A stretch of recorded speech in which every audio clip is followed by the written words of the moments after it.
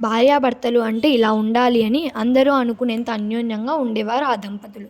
కాలానికి కన్ను కుట్టింది. వారిద్దరి మధ్య ఆప్యాయతలను ప్రకృతి ఓర్వలేకపోయింది. దురదృష్టవశాత్తు భార్య మృతి చెందింది.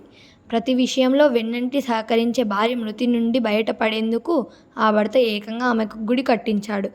వివరాల్లోకి వెళితే వరంగల్ జిల్లా ఖానాపూర్ మండలం బుధరావుపేట గ్రామంలో 2023 సంవత్సరంలో గుండెపోటుతో ఏనుగుతల సుజాత మృతి చెందగా భర్త వెంకటనారాయణ భార్యకు గుర్తుగా గుడి మాదిరిగా నిర్మాణం చేసి సుజాత విగ్రహం ఏర్పాటు చేసి ఆమె ప్రథమ వర్ధంతి సందర్భంగా విగ్రహానికి పూలమాల వేసి అంగరంగ వైభవంగా గుడి ప్రారంభోత్సవ వేడుక నిర్వహించాడు.